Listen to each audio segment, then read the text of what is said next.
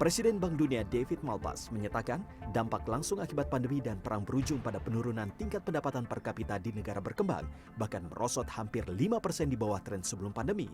Kondisi ini semakin dekat dengan jurang resesi global. Meski begitu, Bank Dunia mengisyaratkan bahwa Indonesia bebas dari ancaman resesi. Menurut laporan Bank Dunia bertajuk Global Economic Prospects periode Juni 2022, ekonomi Indonesia diproyeksi tumbuh 5,1%. Angka itu memang turun 0,1% dari proyeksi yang dirilis Bank Dunia pada Januari 2022, tapi tetap lebih tinggi dari realisasi pertumbuhan ekonomi RI sebesar 3,7% pada 2021. Bahkan Bank Dunia memprediksi ekonomi Indonesia semakin bergeliat hingga 2024. Lembaga internasional itu memproyeksi ekonomi RI tembus 5,3% pada 2023 dan 2024. Walau begitu, Menteri Keuangan RI Sri Mulyani mengaku akan tetap waspada terhadap ancaman resesi global. Pemerintah akan terus mengelola perekonomian dengan berbagai dinamika yang terjadi saat ini dan melihat dampak dari eksternal ke dalam negeri. Ditambah dengan momentum presidensi G20, Indonesia diharapkan dapat berperan dalam mendesain kebijakan pemulihan ekonomi dunia yang tentu akan memberi dampak positif terhadap pertumbuhan ekonomi Indonesia.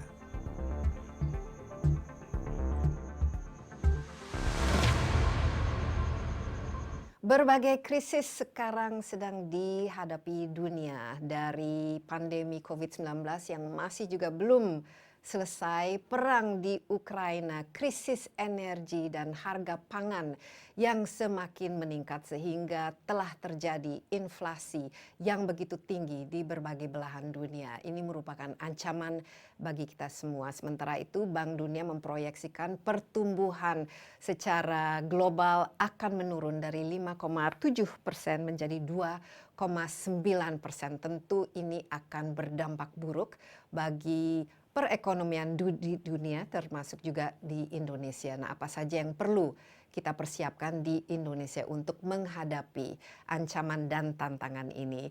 Insight with Desi Anwar kali ini akan berbincang langsung dengan World Bank Managing Director untuk operasi, yaitu Axel van Trotsenburg, bersama saya di Bali.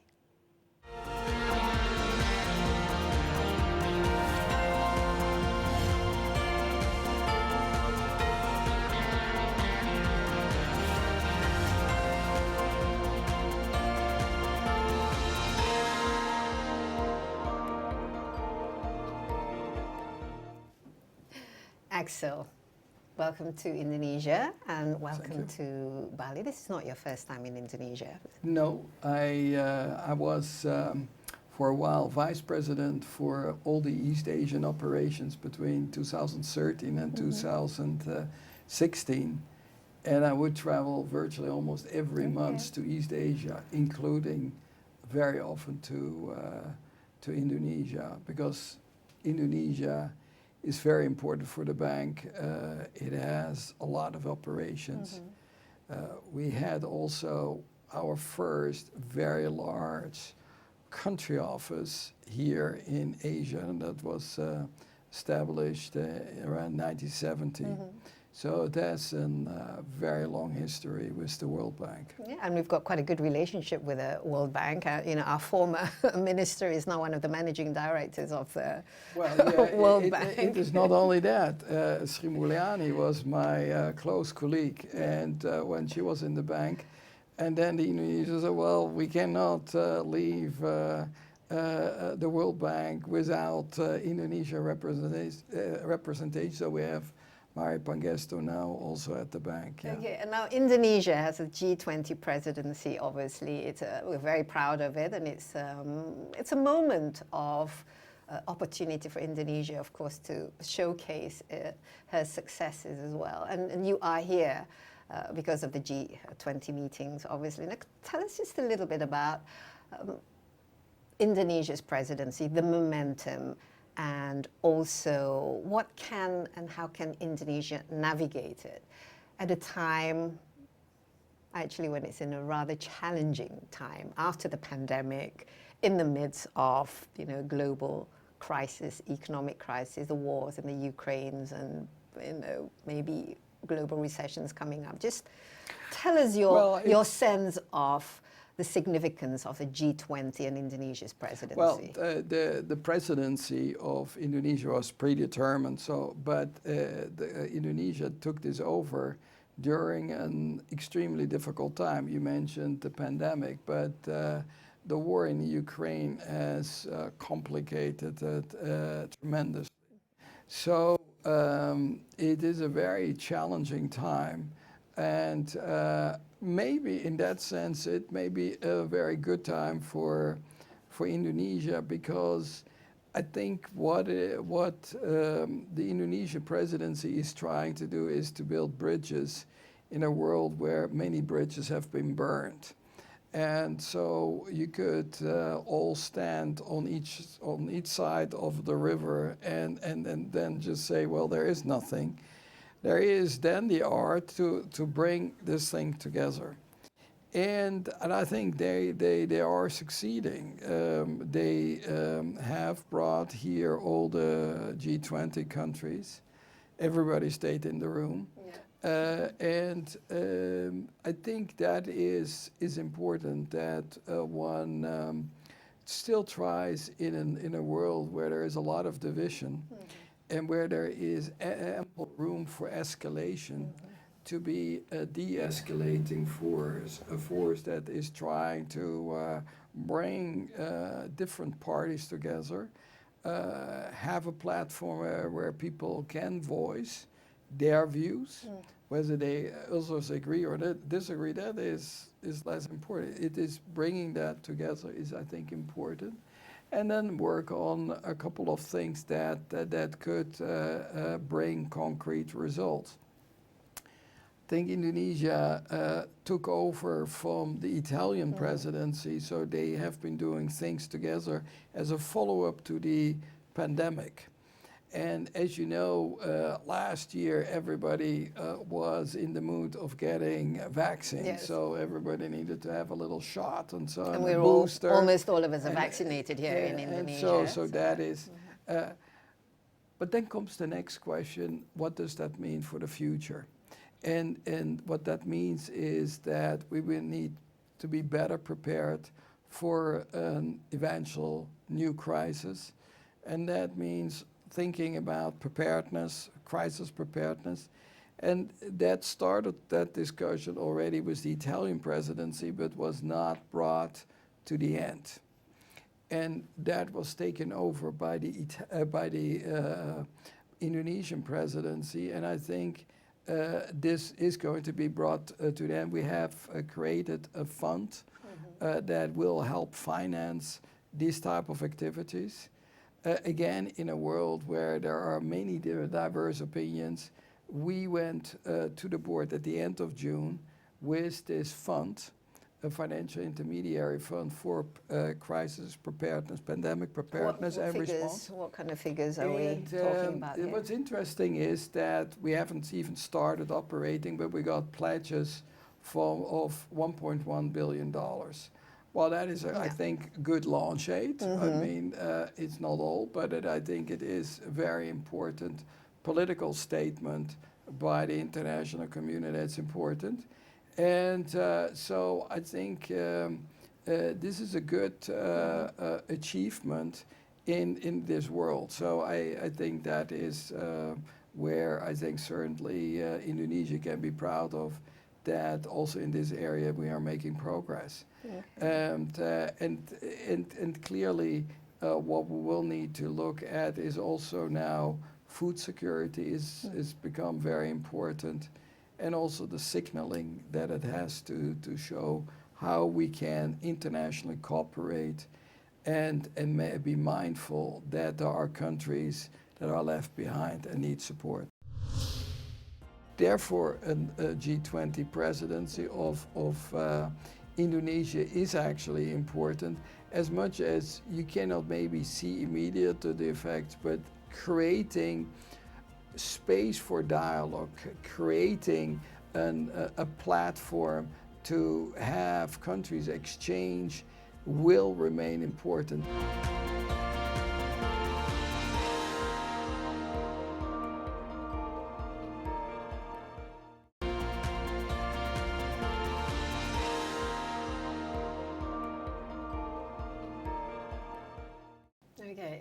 In the short term, I mean, for the G20, Indonesia, recover together, recover stronger.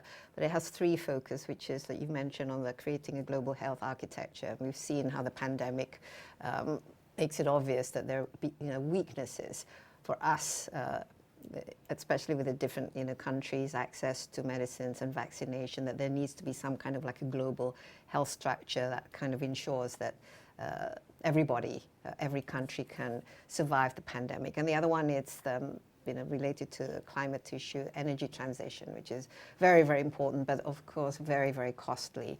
And the last one is digital transformation, yes, which is, everything is digital now. Without digitalization, you basically, you can no longer survive.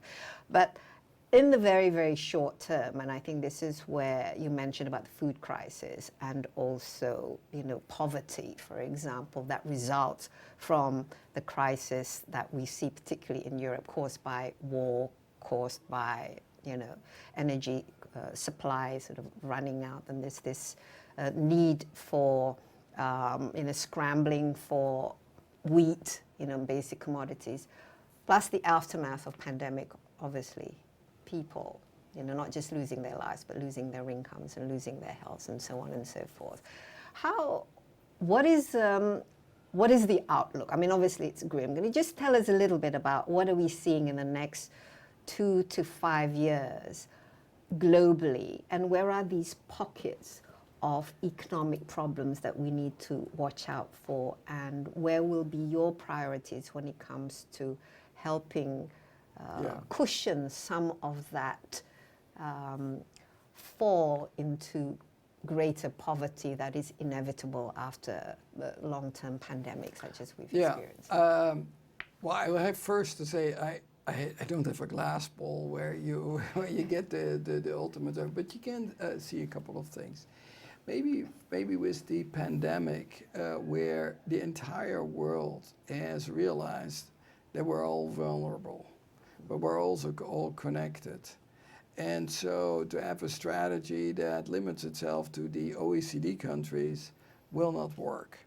So you will need to think globally, and that is this effort to have a much more coordinated effort among all the countries, and that one is all better prepared, because the weakness in one country could have very negative consequences on the rest of the world. I think that maybe with the COVID pandemic, it is also spectacular that never in history has there been a vaccine available in such a short term time. It usually takes years and years and years. So within all the misery we all went through, I think there were a couple of great moments of mankind that we do this. But what we also see is there are still these lingering weaknesses. I think what the good thing is that a lot less people are dying now because of it. Now, when you get COVID these days, it's unpleasant, and so, but it is not like that it has been life-threatening as it was in the beginning of the pandemic, and that I think is good news. At the same time, we need to be better prepared and have a more rapid response on this. So that is something where we learn on this. The other thing that if it deals with a war, that is of course very difficult. But what is clear and that we see is fragility is increasing among a lot of countries, and I think if you actually look. How much fragility there has been. I said, look, if you're looking over the last 1.5 years, it hasn't been good for the world. It started maybe with Myanmar, it was Afghanistan. What is happening constantly in Yemen is terrible. Then what is happening in the Sahel, Horn of Africa, Haiti, and then ultimately all the war in Ukraine. So what we are seeing is that this has created a lot of very concerning developments. I think we should see this on the war in Ukraine. Everybody hopes that will be over as soon as possible. Well, it was but supposed to nobody be over can. in a couple of weeks, but look at us now, like 6 months later. Yeah, exactly. We're still nowhere near. So that is, and I cannot predict because I'm not the military expert, but you see the fallout on energy prices, on commodity, and that is particularly for countries that are a bit more vulnerable. And then I was last week in Africa with heads of state in Dakar, and this is one of the key topics because they are extremely concerned, and particularly people are poorer. So that price inflation for wheat or for basic commodities is hurting badly.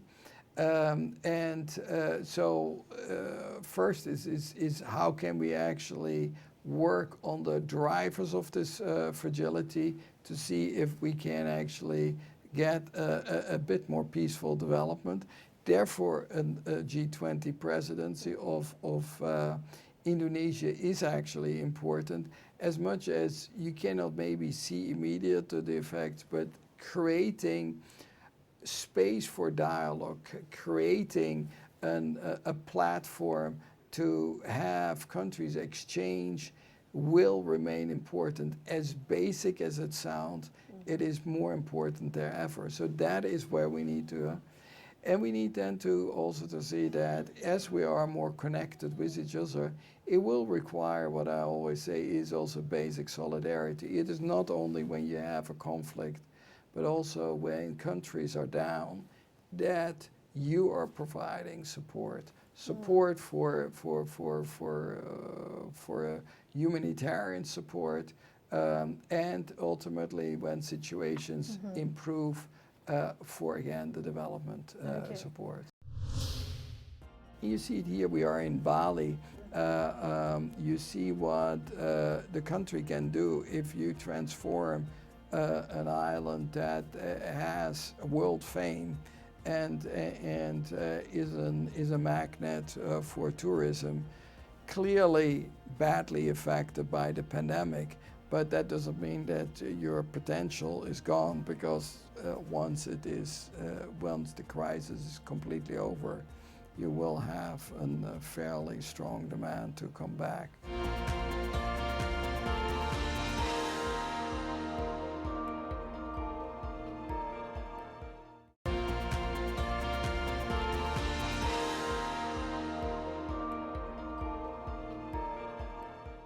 Well, I'm going to pick up on that word solidarity in a minute, but going back to, because I read the World Bank's economic outlook for June, particularly the projection for growth in developed countries because of the war in the Ukraine, energy crisis, and the looming recession, which means that global growth will go down significantly. And this is mainly in the developed countries, particularly countries in Europe that they rely a lot on the energy from Russia, for example, and also the problems in the wheat exports from both Russia and the Ukraine affecting the price of, including to Indonesia, we import a lot of wheat now. What do emerging countries and developing economies such as Indonesia need to watch out for when you have this kind of what you call it stagflation? For at least for the next couple of years coming up? Well, I would say, look, what kind of resilience, in our toolbox that we need to make sure that we have? I told your president and Sri Mulyani, I said you may need to feel good about yourself, because certainly in relative terms, Indonesia has, compared to the rest of the world, has done fairly well in coping with the crisis. That doesn't mean that that Indonesia hasn't been affected by the crisis, by the pandemic. But if you are looking at growth, last year, that it was, I think, 3.7, and this year it is estimated at around 5%. While everybody in the world is going down, actually it has had a fairly solid growth performance on this. I think that is at least encouraging. That doesn't mean that one is always ready for all the headwinds that may come from left and right, but I think that is certainly helping Indonesia on this. I think in general, what I think Indonesia does well is a fairly solid macro policy. You see that also in the fiscal stance. You see it reflected in the deficit. You see it reflected in the monetary standard with inflation. Yes, inflation has gone up, but it is a big difference if you go up from, I don't know, 1.1 or so in December to now 4.4. And if you look at industrialized countries and where you see the latest in the US as over 9%. So that is a big difference. And so that is where I think in the medium term, always Indonesia, and that was already when I worked a couple of years ago, has often a difficult agenda that is not only for Indonesia, but for most countries. It is the structural reforms on the microeconomic reforms that are often that can be in the regulatory area, that can be also in the whole labor markets, and so because you need this country needs to absorb a lot of young people into the labor market. You need to look at the skill mix, etc., etc. That is something that is not easy, but also has a lot of potential. You see that, and that potential I see certainly, be it in exports that can be developed, or you see it here. We are in Bali. You see what the country can do if you transform an island that has world fame and is a magnet for tourism. Clearly badly affected by the pandemic, but that doesn't mean that your potential is gone, because once the crisis is completely over, you will have a fairly strong demand to come back. Yeah. Well, let's hope that we can continue and keep up with this growth. Or is it because that the headwind hasn't actually just reached us just yet, and we should actually, at some point it will hit us in the face? Well, I think in general, I think it is extremely interesting to work on East Asia. The growth performing has been relatively stronger than the rest. I've worked in Latin America. It is much more difficult. I think it is more dynamic, and I think there is still a huge potential to exploit not only the internal market, but also take ASEAN, or there are strong demand, and you see countries like Vietnam growing very fast as well, apart from China, Korea, and so I think there is a good prospect. I'm just looking at around the world, and not just only what's happening in Europe and the energy crisis and the looming recession, but look at Turkey's, the currency sort of, plunged, and then we just have Sri Lanka. The president's ousted because of food and energy issues and the stuff like that, and I have like 98 in the back of my mind, and all of these crises. I just want to, for us not to fall into this hubris. I think there is a difference. The macro situation is very different in Turkey, and I see like Argentina. Argentina and Turkey have very often very similar problems. They have also a much more difficult political economy sometimes on this.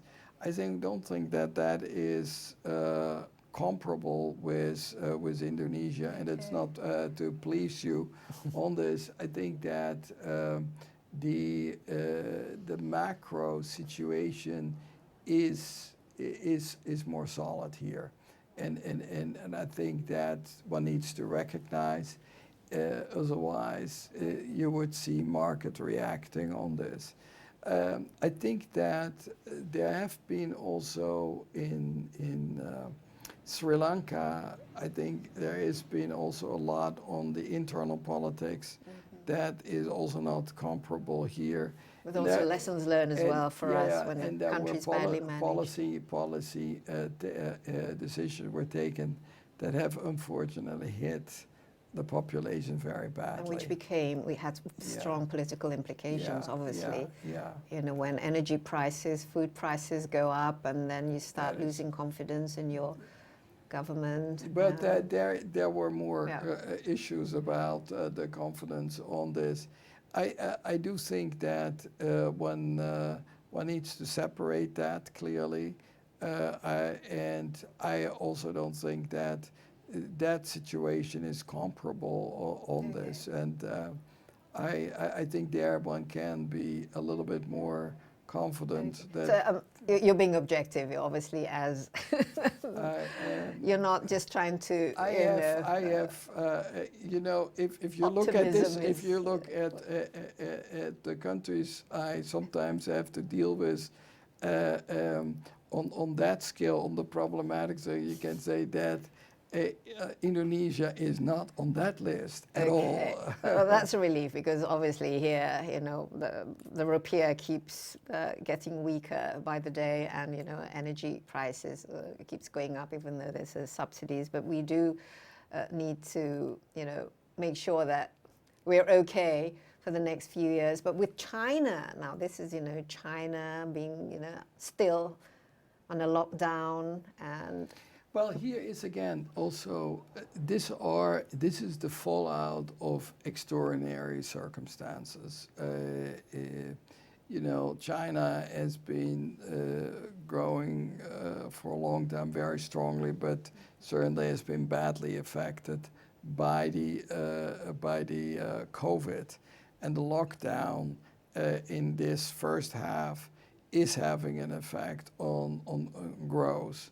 So it doesn't come as a complete surprise, because if you have a whole city like Shanghai locked down for an extended period of time, that is having a negative effect on economic activity.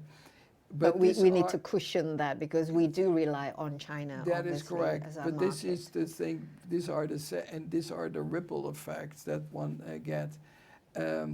I think that was being overcome if you look at the end of in the second half of last year and till the beginning of before the war, despite the fact that we had again to struggle with Omicron, but it shows that one can recover.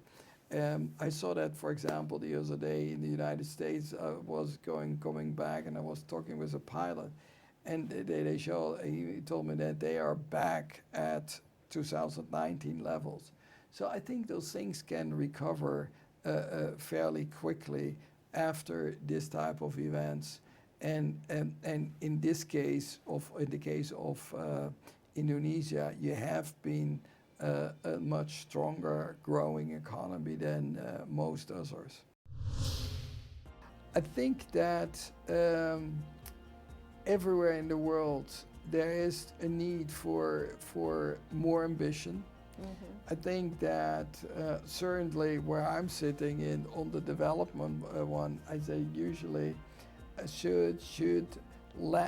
lack of ambition is unacceptable. Whether you do poverty reduction, whether you would like to pursue human capital, education, we need to stay very ambitious, because that is our obligation vis-a-vis the next generation.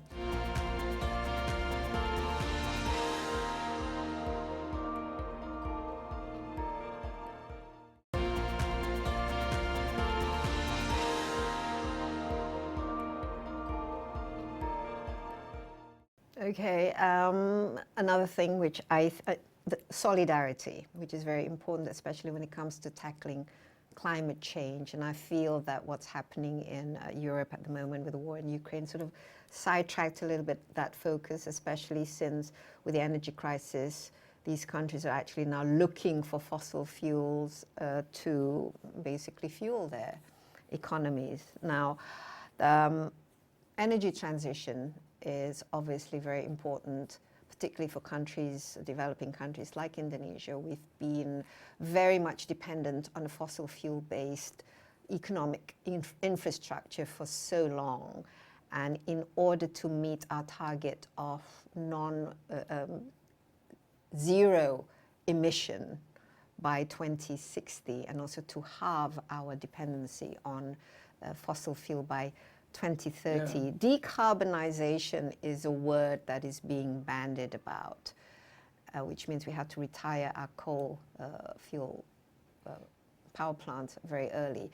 But in terms of calculation, obviously energy transition requires, in the hundreds of billions of dollars over the years, just out of curiosity, the solidarity aspect of it. In the Paris Agreement, the developed countries pledged $100 billion a year to help developing countries with their climate transition. And until now, this seems to be sort of like they haven't met quite eye to eye on how to work this out. Look, and we're now 2022. And so there, I can go, let me start with the cost and then go back to the whole energy transition. I do agree with you that this costs a lot, and I think the industrialized countries should do the maximum possible to facilitate this. The World Bank have said, well, we'll need to scale up. And just to give you a thing, we do $26 billion last year. If you that compared to the 100 billion, that's pretty impressive for an organization. But we haven't seen much of that 100 billion until now anyway. No, but we are acting on this. This was only in 1 year that only the World Bank did the 26 billion on financing. We did actually more than all the G7 together. Yeah. So I think I'm with you on that. I think more needs to be done on this. Clearly, everybody is struggling because one also understands that during a time when you have a pandemic, when the whole economies are down. People are getting very self-focused because their own populations is struggling. I think that, again, people need then to understand each other better. And sometimes what I agree with you, that if you come with some North European Protestant zeal and you are preaching to the Indonesians and to others that you shall do this, and now when this crisis has come, then you make a little reversal. Yeah. I can understand that people say, well... Thou shalt sell us more coal because we need it. That is correct. So and I think I do understand, but I think it is at the same time we will need all to be a little bit more humble on this, how to do it. Also, with the coal issue in Indonesia. So I think one needs to think about that. The country is having to go through two revolutions. One was a spectacular success of getting full access to electricity for the population. And that was basically done through coal. To be honest, in most countries in the Western world, that was also done through coal. And I've said that sometimes to my European, I said, let's not forget that to get to full access earlier in the 20th century, we also used coal. Yeah, a lot of coal. So let's not do as if all of a sudden Indonesia is completely an abnormality of this was also done. So the next one is how to have this achievement converted into basically a more sustainable, cleaner energy thing. And that is clearly a difficult one. And I think many countries are still struggling on this. Like even Germany, in this part of the year, in the first part of the year, coal represented like 31% of the total energy generation. So I think there are still countries all working on this. So we should also recognize that this is not so easy and important. Having said that, we also need to realize that it's getting a little bit warmer. And here is then the issue of time is not on our side globally. And whether you sit here or elsewhere. And so what we will need to do is that is going to have consequences here and elsewhere. And therefore one needs to accelerate this. And so is this fair or not? That is a more difficult thing because it is basically a more question on how you keep a sustainable Earth. And that makes it so difficult. I think that a lot can be done by providing more incentives to renewables. In the Indonesian plan, it is to see that by 2030 you would like to go from 9 to 30 gigawatts of renewables.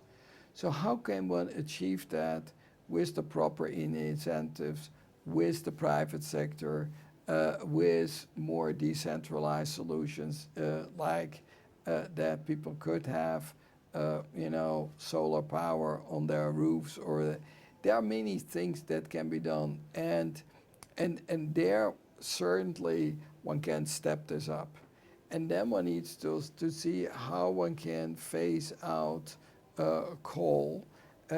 Ultimately, is disincentivizing it and seeing how you then build other energy forms. I think that everywhere in the world there is a need for more ambition. Mm-hmm. I think that certainly where I'm sitting in on the development one, I say usually should lack of ambition is unacceptable. Whether you do poverty reduction, whether you would like to pursue human capital, education, we need to stay very ambitious because that is our obligation vis-a-vis the next generation. And so that lack of ambition has a price for your kids, my kids. And everybody needs to reconcile if that's acceptable or not.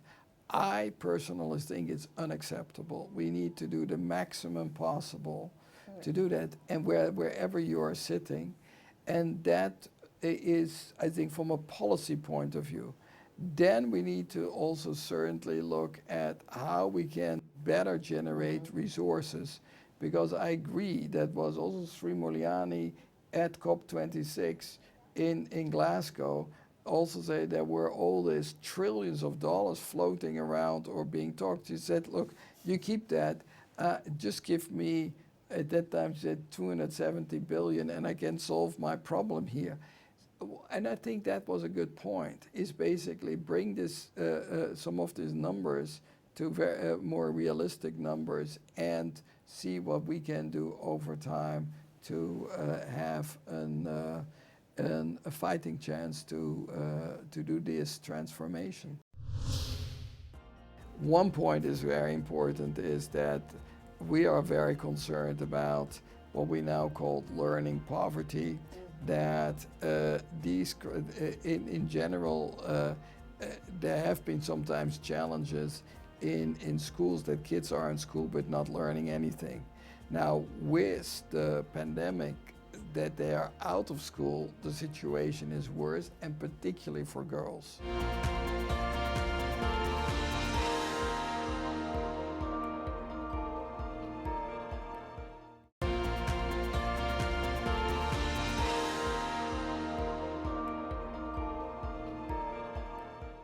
Okay, I mean, you're the numbers man in the World Bank, obviously, Axel. more details and specifics on the how bit, because this is the key to all this. Is I don't see it as so much ambition. Indonesia says that we can reduce emission by 41% by 2030 with international assistance. Obviously, the key word here being, international support.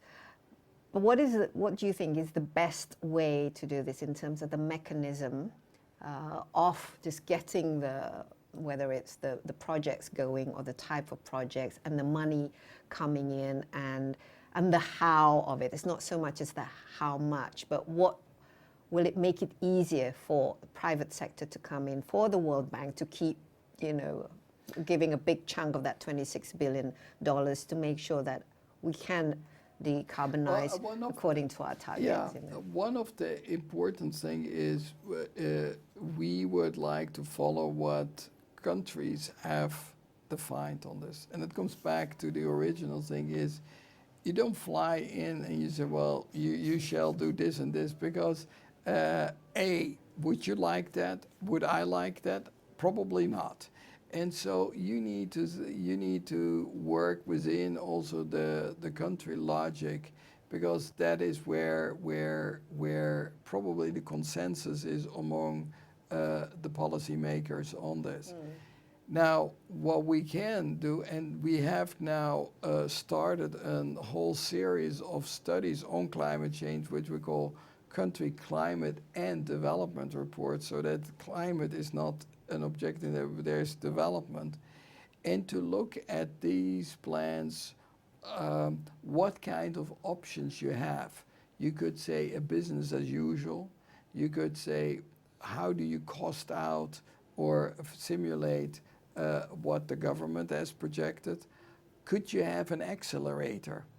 Could you have a super accelerator and see, so those things we have been simulating for quite a few. We want to come out with for 25 countries, including Indonesia. But it is more the debate to think of what kind of options the government has. And even with that, you can say from a policy point of view that makes sense, but maybe from a financial one is still it's difficult. So those things we need to debate, but I do believe we need to act on this, and that is what we would like to also encourage all countries, including Indonesia. And in this event, our Minister of Finance has launched this exactly the country platform, precisely to attract it's an energy transition mechanism. What is the best way to make it work? Because, say, for example, I can come up with, I have this project, and which will do this and that. Obviously, someone's going to say, well, what's in it for me? Or they say, no, that's not exactly what I meant. It should have this, and therefore I can't give you that kind of support yet until you come up with this. I mean, there's always this quid pro quo. Exactly, but the first one is when you say, well, what's in for me? I think one needs to be very transparent what the rules of the games is. So it depends also what the market situation is. Do I have a nice little coal-fired plant where I had an incredibly good deal for a take-a-pay contract where I got a very high price for my product? I may not be interested, even though I'm producing a lot of emissions. So one will need to look at this, how in terms of emissions, in terms of agreements, then you have vested interest on this. What is also important with what we are saying with a transition is sometimes if you were to close it, there are communities affected. And what are you doing with the communities? They may be losing jobs. What does that mean for women? What do it mean for school? Does it mean for the community? So we cannot say just, okay, you switch on, switch off. It's more complicated, and we need to be fair, particularly of the community that is affected. I think this is all where we are actually learning from it. It is certainly, it's costly. And where we are certainly encouraging is how can you start phasing out particularly the most polluting coal fire plants and ideally not replace them. That is, and then rely more on the renewable energy strategy so that you can get the renewables to 30% as originally envisaged. Mm-hmm. Just and fair. This is, these are the words. And when it comes to energy transition, it should be just and fair. It shouldn't disrupt people's livelihood, but it also should not basically stop our growth, because we are up to 270 million. We still have a lot of poverty. We still have to have all these basic necessities in life. Just, very quickly, once we switch this off, obviously there'll be jobs lost, there'll be sort of assets lost. But the third point about the digital transformation, obviously renewables would rely on new technologies, which means there's going to be a lot of training. People will say, we have to move in with the time, the new skills, new technology, new knowledge and know-how. Is this something that the World Bank will also focus on to ensure this? We have done also the study. I think that is very important, how you prepare the use, particularly for the labor market. I think basically also there, if there was maybe something potentially positive of this pandemic, is that we learn to work over web access and well, no, we're quite good when it comes to online shopping, ordering food. So and sometimes I'm a bit fed up, and particularly when I have to look at only the names of people. I say, please, can you put the camera on? But it is something that we have broken a lot of psychological barriers. In the past, maybe 3-4 years, you would not say, okay, I'm going to call a minister by video.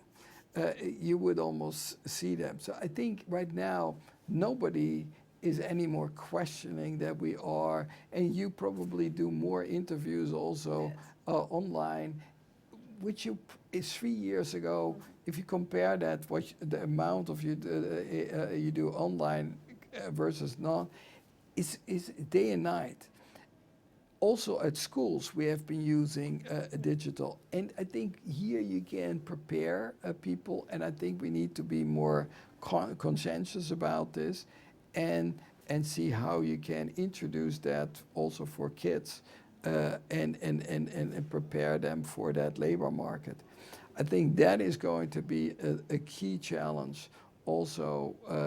And I think here the private sector has also a role to play, is what is their demands, because they are changing, and how get that incorporated in the curriculum at universities so that the kids that are being trained are also ready to get into the labor market. And I think that is a little bit what needs always far more nurturing. I have felt here, but also in many countries, that sometimes there is still not that close interaction and feedback loop to learn and what is needed for the market. And then I think we are certainly wanted to do it. One point is very important, is that we are very concerned about what we now call learning poverty, that these, in general, there have been sometimes challenges in schools, that kids are in school but not learning anything. Now, with the pandemic, that they are out of school, the situation is worse, and particularly for girls. And so we need to make sure in all the countries that all the girls are coming back to school, and also have then the means to actually succeed. Not in Afghanistan, it's the other way around. That is one of the concerns there, but here Afghanistan is an interesting thing is, we were a big provider of financial support to the country. We were representing up to 80% of the health system. So when this change came, all out of a sudden, our money didn't flow anymore.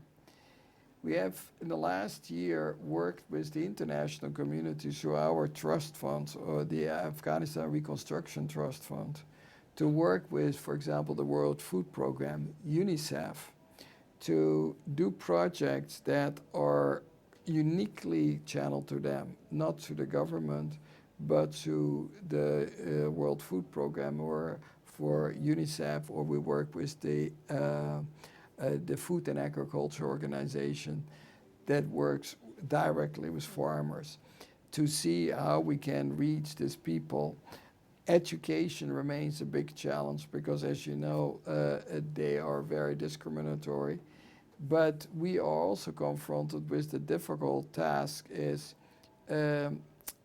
these kids in the primary school require education, but in the secondary there is the discrimination.